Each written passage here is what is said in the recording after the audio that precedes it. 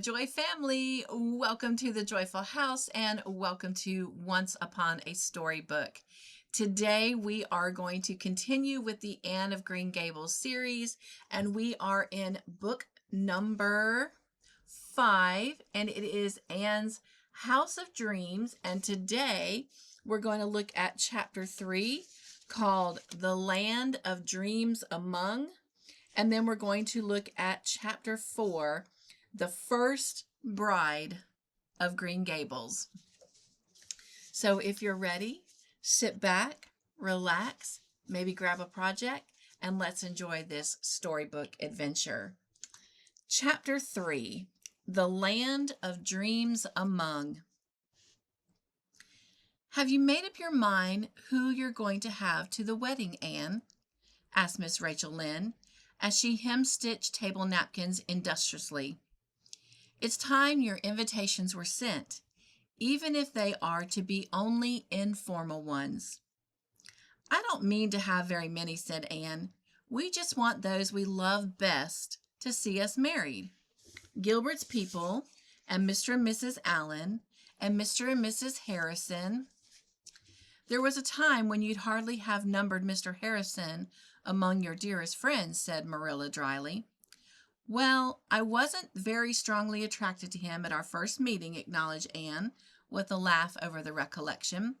But Mr. Harrison has improved on acquaintance, and Miss Harrison is really a dear. Then, of course, there are Miss Lavendar and Paul. Have they decided to come to the island this summer? I thought they were going to Europe. They changed their minds when I wrote them I was going to be married. I had a letter from Paul today. He says he must come to my wedding, no matter what happens to Europe. That child always idolized you, remarked Miss Rachel. That child is a young man of 19 now, Miss Lynde. How time does fly, was Miss Lynde's brilliant and original response. Charlotta the Fourth may come with them. She sent word by Paul that she would come if her husband would let her. I wonder if she still wears those enormous blue bows, and whether her husband calls her Charlotta or Lenora. I should love to have Charlotta at my wedding. Charlotta and I at a wedding long seen. They expect to be at Echo Lodge next week. Then there are Phil and the Reverend Joe. It sounds awful to hear you speaking of a minister like that, Anne, said Miss Rachel severely. His wife calls him that. She should have more respect for his holy office then, retorted Miss Rachel. I've heard you criticize ministers pretty sharply yourself, teased Anne. Yes, but I do it reverently, protested Miss Lynde. You never heard me nickname a minister. Anne smothered a smile. Well, there are Diana and Fred and little Fred and small Anne Cordelia and Jane Andrews. I wish I could have Miss Stacy and Aunt Jamesina and Priscilla and Stella, but Stella is in Vancouver and Pris is in Japan and Miss Stacy is married in California and Aunt Jamesina has gone to India to explore her daughter's mission field in spite of her horror of snakes. It's really dreadful, the way people get scattered over the globe. The Lord never intended it, that's what, said Miss Rachel authoritatively. In my young days, people grew up and married and settled down where they were born or pretty near it. Thank goodness you stuck to the island, Anne. I was afraid Gilbert would insist on rushing off to the ends of the earth when he got through college and dragging you with him. If everybody stayed where he was born, places would soon be filled up, Miss Lynde. Oh, I'm not going to argue with you, Anne. I'm not a B.A., but what time of day is the ceremony to be? We've decided on noon, high noon, as the society reporters say. That will give us time to catch the evening train to Glen St. Mary. And you'll be married in the parlor? No, not unless it rains. We mean to be married in the orchard, with the blue sky over us and the sunshine around us. Do you know when and where I'd like to be married if I could? It would be at dawn, a June dawn, with a glorious sunrise and roses blooming in the gardens. I would slip down and meet Gilbert, and we'd go together to the heart of the beech woods, and there under the green arches, that would be like a splendid cathedral. We would be married. Marilla sniffed scornfully, and Miss Lynde looked shocked. But that would be terrible queer, Anne. Why, it wouldn't really seem legal. And what would Miss Harmon Andrews say? Ah, there's the rub, sighed Anne. There are so many things in life we cannot do because of the fear of what Miss Harmon Andrews would say. 'Tis true, 'tis pity, and pity 'tis true. What delightful things we might do were it not for Miss Harmon Andrews. By times, Anne, I don't feel quite sure that I understand you altogether, complained Miss Lynde. Anne was always romantic, you know, said Marilla apologetically. Well, married life will most likely cure her of that, Miss Rachel responded comfortingly. Anne laughed and slipped away to Lover's Lane where Gilbert found her, and neither of them seemed to entertain much fear or hope that their married life would cure them of romance. The Echo Lodge people came over the next week, and Green Gables buzzed with the delight of them. Miss Lavendar had changed so little that the 3 years since her last island visit might have been a watch in the night. But Anne gasped with amazement over Paul. Could this splendid 6 feet of manhood be the little Paul of Avonlea school days? You really make me feel old, Paul, said Anne. Why, I have to look up to you. You'll never grow old, teacher, said Paul. You are one of the fortunate mortals who have found and drunk from the fountain of youth. You and Mother Lavendar. See here? When you're married, I won't call you Miss Blythe. To me, you will always be teacher, the teacher of the best lessons I've ever learned. I want to show you something. The something was a pocketbook full of poems. Paul had put some of his beautiful fancies into verse, and magazine editors had not been as unappreciative as they are sometimes supposed to be. Anne read Paul's poems with real delight. They were full of charm and promise. You'll be famous yet, Paul. I always dreamed of having one famous pupil. He was to be a college president, but a great poet would be even better.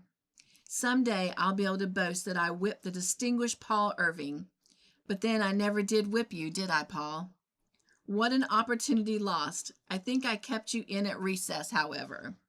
You may be famous yourself, teacher. I've seen a good deal of your work these last 3 years. No, I know what I can do. I can write pretty, fanciful little sketches that children love and editors send welcome checks for. But I can do nothing big. My only chance for earthly immortality is a corner in your memoirs. Charlotta the Fourth had discarded the blue bows, but her freckles were not noticeably less. I never did think I'd come down to marrying a Yankee, Miss Shirley, ma'am, she said. But you never knows what's before you, and it isn't his fault. He was born that way. Well, you're a Yankee yourself, Charlotta, since you've married one. Miss Shirley, ma'am, I am not, and I wouldn't be if I was to marry a dozen Yankees. Tom's kind of nice, and besides, I thought I'd better not be too hard to please, for I might not get another chance. Tom don't drink, and he don't growl because he has to work between meals, and when all's said and done, I'm satisfied, Miss Shirley, ma'am. Does he call you Lenora? Asked Anne. Goodness, no, Miss Shirley, ma'am. I wouldn't know who he meant if he did. Of course, when we got married, he had to say, I take thee, Lenora, and I declare to you, Miss Shirley, ma'am, I've had the most dreadful feeling ever since that it wasn't me he was talking to, and I haven't been rightly married at all. And so you're going to be married yourself, Miss Shirley, ma'am. I always thought I'd like to marry a doctor. It would be so handy when the children have measles and croup. Tom is only a bricklayer, but he's really good-tempered. When I said to him, says I, Tom, can I go to Miss Shirley's wedding? I mean to go anyhow, but I'd like to have your consent. He just says, suit yourself, Charlotta, and you'll suit me. That's a real pleasant kind of husband to have, Miss Shirley, ma'am. Philippa and her Reverend Joe arrived at Green Gables the day before the wedding. Anne and Phil had a rapturous meeting, which presently simmered down to a cozy, confidential chat over all that had been and was about to be. Queen Anne, you're as queenly as ever. I've got fearfully thin since the babies came. I'm not half so good looking, but I think Joe likes it. That's not such a contrast between us, you see. And oh, it's perfectly magnificent that you're going to marry Gilbert. Roy Gardner wouldn't have done it all. At all. I can see that now, though I was horribly disappointed at the time. You know, Anne, you did treat Roy very badly. He has recovered, I understand, smiled Anne. Oh, yes, he's married and his wife is a sweet little thing, and they're perfectly happy. Everything works together for good. Joe and the Bible say that, and they are pretty good authorities. Are Alec and Alonzo married yet? Alec is, but Alonzo isn't. How those dear old days at Patty's Place came back when I was talking to you. And what fun we had. Have you been to Patty's Place lately? Oh, yes, I go often. Miss Patty and Miss Maria still sit by the fireplace and knit, and that reminds me. We've brought you a wedding gift from them, Anne. Guess what it is? I never could. How did they know I was going to be married? Oh, I told them. I was there last week, and they were so interested. 2 days ago, Miss Patty wrote me a note asking me to call, and then she asked if I would take her gift to you. What would you wish most from Patty's Place, Anne?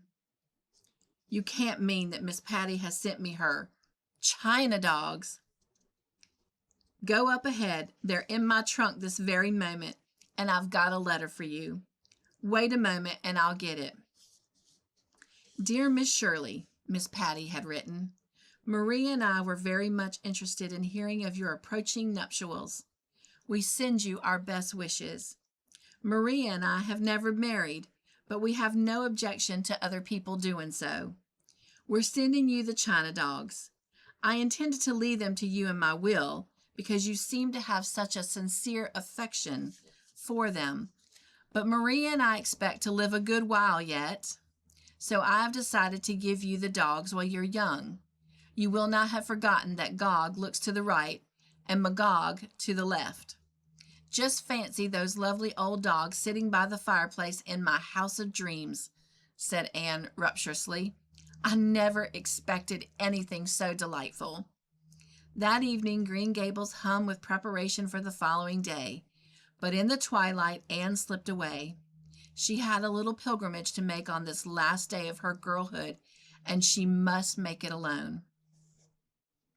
She went to Matthew's grave, in the little popular shaded Avonlea graveyard, and there kept a silent tryst with old memories and immortal loves. How glad Matthew would be tomorrow if he were here, she whispered.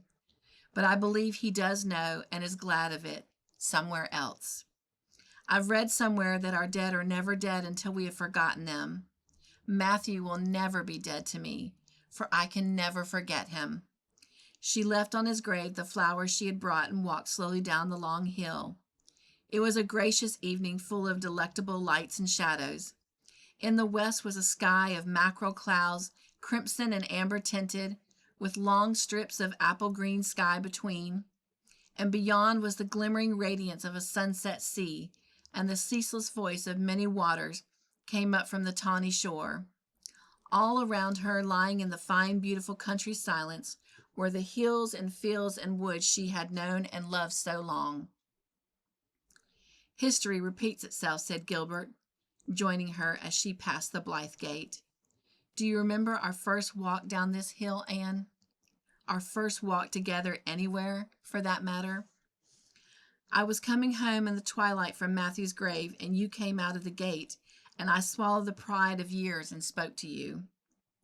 And all heaven opened before me, supplemented Gilbert.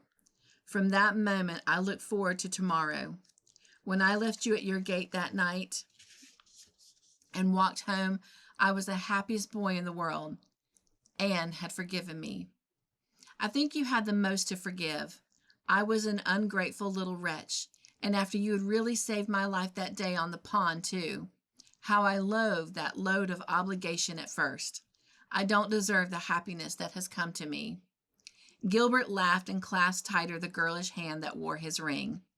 Anne's engagement ring was a circlet of pearls. She had refused to wear a diamond. I've never really liked diamonds since I found out they weren't the lovely purple I had dreamed. They will always suggest my old disappointment. But pearls are for tears, the old legend says. Gilbert had objected. I'm not afraid of that, and tears can be happy as well as sad. My very happiest moments have been when I had tears in my eyes, when Marilla told me I might stay at Green Gables, when Matthew gave me the first pretty dress I ever had, when I heard that you were going to recover from the fever. So give me pearls for our troth ring, Gilbert, and I'll willingly accept the sorrow of life with its joy. But tonight our lovers thought only of joy and never of sorrow, for the morrow was their wedding day, and their house of dreams awaited them on the misty purple shore of Four Winds Harbor. Chapter 4. The First Bride of Green Gables. Anne wakened on the morning of her wedding day to find the sunshine winking in at the window of the little porch gable, and a September breeze frolicking with her curtains. I'm so glad that the sun will shine on me, she thought happily. She recalled the first morning she had wakened in that little porch room when the sunshine had crept in on her through the blossom drift of the old Snow Queen. That had not been a happy wakening, for it brought with it the bitter disappointment of the preceding night. But since then the little room had been endeared and consecrated by years of happy childhood dreams and maiden visions. To it she had come back joyfully after all her absences, and its window she had knelt through that night of bitter agony when she believed Gilbert dying, and by it she had sat in speechless happiness the night of her betrothal. Many vigils of joy and some of sorrow had been kept there, and today she must leave it forever. Henceforth it would be hers no more. 15-year-old Dora was to inherit it when she had gone. Nor did Anne wish it otherwise. The little room was sacred to youth and girlhood, to the past that was to close today before the chapter of wifehood opened. Green Gables was a busy and joyous house that forenoon. Diana arrived early with little Fred and small Anne Cordelia to lend a hand. Davy and Dora, the Green Gable twins, whisked the babies off to the garden. Don't let small Anne Cordelia spoil her clothes, warned Diana anxiously. You needn't be afraid to trust her with Dora, said Marilla. That child is more sensible and careful than most of the mothers I've known. She's really a wonder in some ways. Not much like that other harum-scarum I brought up. Marilla smiled across her chicken salad at Anne. It might have been suspected that she liked the harum-scarum best after all. Those twins are real nice children, said Miss Rachel, when she was sure they were out of earshot. Dora is so womanly and helpful, and Davy is developing into a very smart boy. He isn't the holy terror for mischief that he used to be. I never was so distracted in my life as I was the first 6 months he was here, acknowledged Marilla. After that, I suppose I got used to him. He's taken a great notion of farming lately, and wants me to let him try running the farm next year. I may, for Mr. Barry doesn't think he'll want to rent it much longer, and some new arrangement will have to be made. Well, you certainly have a lovely day for your wedding, Anne, said Diana, as she slipped a voluminous apron over her silken array.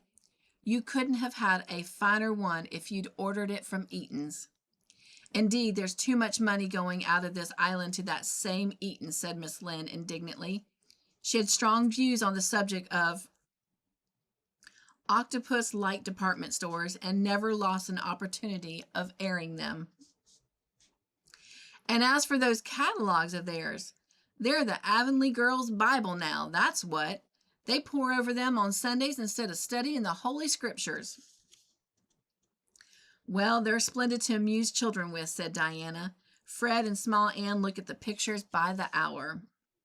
I amused 10 children without the aid of Eaton's catalog, said Miss Rachel severely. Come on, you two. Don't quarrel over Eaton's catalog, said Anne gaily. This is my day of days, you know. I'm so happy I want everyone else to be happy too. I'm sure I hope your happiness will last, child, sighed Miss Rachel. She did hope it truly and believed it, but she was afraid it was in the nature of a challenge to Providence to flaunt your happiness too openly. and for her own good must be toned down a trifle. But it was a happy and beautiful bride who came down the old homespun carpeted stairs that September noon, the first bride of Green Gables, slender and shining-eyed in the midst of her maiden veil, with her arms full of roses. Gilbert, waiting for her in the hall below, looked up at her with adoring eyes. She was his at last, this evasive, long-sought Anne, won after years of patient waiting. It was to him she was coming in the sweet surrender of the bride. Was he worthy of her? Could he make her as happy as he hoped? If he failed her, he could not measure up to her standard of manhood. Then, as she held out her hand, their eyes met and all doubt was swept away in a glad certainty. They belonged to each other. And no matter what life might hold for them, it could never alter that. Their happiness was in each other's keeping, and both were unafraid. They were married in the sunshine of the old orchard, circled by the loving and kindly faces of long familiar friends. Mr. Allen married them, and the Reverend Joe made what Miss Rachel Lynde afterwards pronounced to be the most beautiful wedding prayer she had ever heard. Birds do not often sing in September, but one sang sweetly from some hidden bough while Gilbert and Anne repeated their deathless vows. Anne heard it and thrilled to it. Gilbert heard it and wondered only that all the birds in the world had not burst into jubilant song. Paul heard it and later wrote a lyric about it, which was one of the most admired in his first volume of verse. Charlotta the Fourth heard it and was blissfully sure it meant good luck for her adored Miss Shirley. The birds sang until the ceremony was ended, and then it wound up with one mad little glad little thrill. Never had the old gray-green house among its enfolding orchards known a blither, merrier afternoon. All the old jests and quips that must have done duty at weddings since Eden was served up and seemed as new and brilliant and mirth-provoking as if they'd never been uttered before. Laughter and joy had their way, and when Anne and Gilbert left to catch the Cromarty train with Paul as driver, the twins were ready with rice and old shoes, in the throwing of which Charlotta the Fourth and Mr. Harrison bore a valiant part. Marilla stood at the gate and watched the carriage out of sight down the long lane with its banks of goldenrod. Anne turned at its end to wave her last goodbye. She was gone. Green Gables was her home no more. Marilla's face looked very gray and old as she turned to the house which Anne had filled for 14 years, and even in her absence, with light and life. But Diana and her small fry, the Echo Lodge people, and the Allens had stayed to help the two old ladies over the loneliness of the first evening, and they contrived to have a quietly pleasant little supper time, sitting long around the table and chatting over all the details of the day. While they were sitting there, Anne and Gilbert were alighting from the train at Glen Street, Mary. All right. Well, that concludes our storybook adventure for today. I hope that you enjoyed that and found some fun and joyful and peaceful adventure in those 2 chapters. And I look forward to coming back next Sunday and sharing the next 2. Until then, have an amazing week and be joyful and stay crafty in your own way, because this is still a crochet channel. And make your own joyful creations and be the joy in everything you do. Chase your fun. Let your joy tank overflow, and remember to hug yourself daily. All right. I love you. Mwah. Nugs and joy, and I'll see you next week.